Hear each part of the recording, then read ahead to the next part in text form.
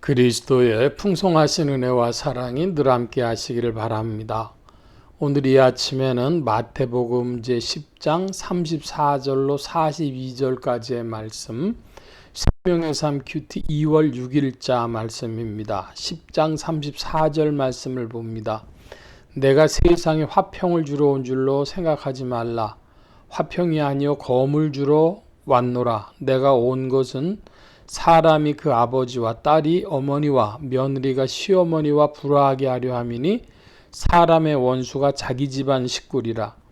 아버지나 어머니를 나보다 더 사랑하는 자는 내게 합당하지 아니하고 아들이나 딸을 나보다 더 사랑하는 자도 내게 합당치 아니하며 또 자기 십자가를 지고 나를 따르지 아니하는 자도 내게 합당치 아니하니라. 자기 목숨을 얻는 자는 잃을 것이요 나를 위하여 자기 목숨을 잃는 자는 얻으리라. 39절까지의 말씀을 먼저 읽어보았는데요. 한마디로 말하면 역전입니다. 모순이라고도 하고 역전이라고도 할 수 있는데 우리는 다 목숨을 얻기를 원하는데 얻는 자는 잃을 것이고 잃는 자는 얻으리라. 이 반전, 역전의 말씀을, 모순된 말씀을 우리에게 보통 사람들의 상식과 모순된 말씀을 주시는 것이죠. 그것이 34절로 39절까지의 그 묘사법이라고 하겠습니다.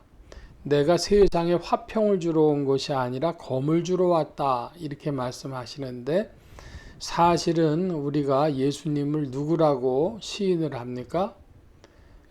세상의 평화 되신 주님, 세상에 평화를 가져다 주시는 주님이시기 때문에 부활하신 주님은 제자들에게 나타나셔서 너희에게 평강이 있을지어다, 평강이 있을지어다, 평강이 있을지어다, 그 말씀을 두 번, 세 번 이렇게 하셨습니다.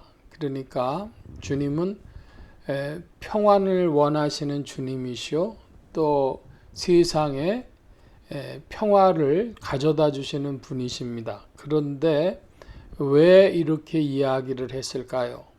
예를 들면 환자가 병을 고치려고 합니다. 그러면 병원에 들어가서 수술을 하고 아프고 괴롭고 그런 시간을 거쳐가지고 이제 치유를 받는 것이죠. 치료가 되는 것이죠.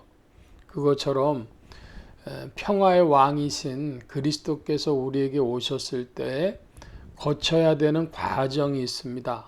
과정을 거치게 됩니다.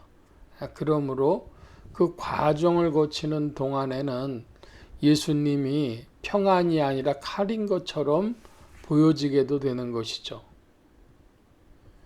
우리가 어떤 사람이 새로운 일에 적응하려고 하면은 몸살이 난다 그러지 않습니까? 제가 어디서 봤더니 그 나무를 하나 이제 다른 곳에 옮겨 심는 그런 작업을 하는 것을 보게 됐습니다.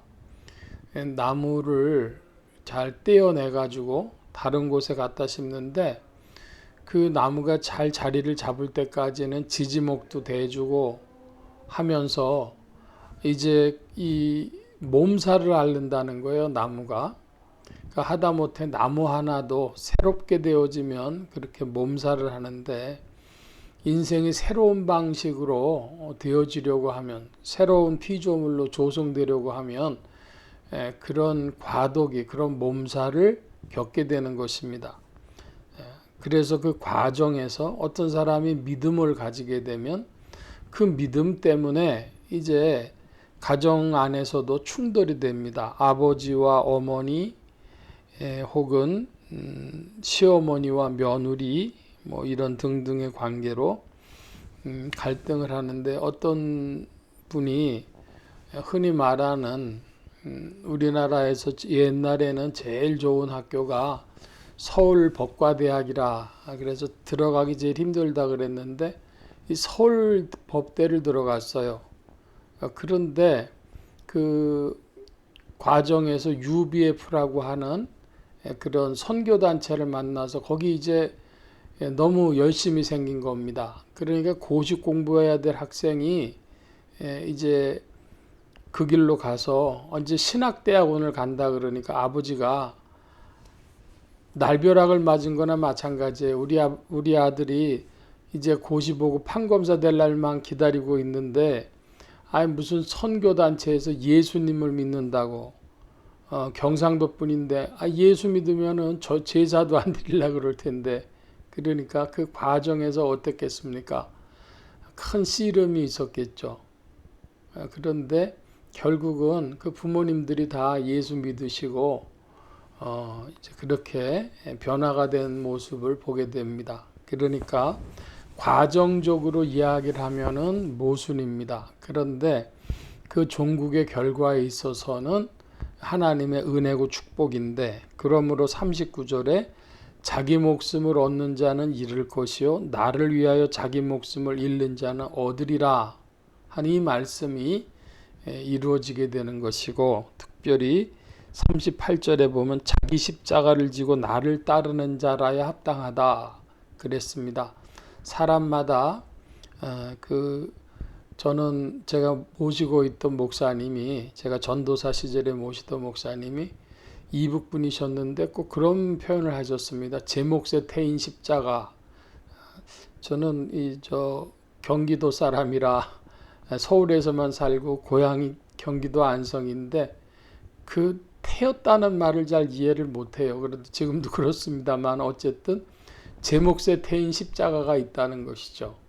그래서 자기 십자가를 지고 예수님 따르는 자가 마땅한 것이다.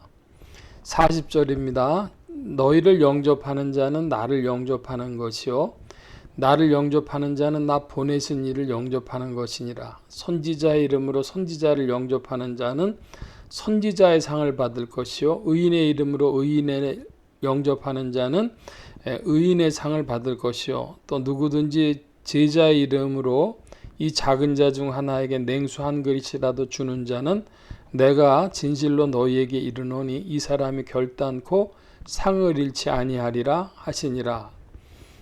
오늘날도 똑같죠. 사람이 사람 볼 줄 알아야 되는데 아브라함은 지나가던 천사를 잘 영접해서 좋은 그런 일들을 얻었습니다. 그것처럼 지나가는 나그네 잘 대접하고 사람 잘 대접해야 되는데 특별히 하나님의 일에 하나님의 사람에게 일하면 좋은 것을 받죠. 또 다른 표현으로 하나님 나라에 동참하면 복음에 동참하면 좋은 것을 받습니다.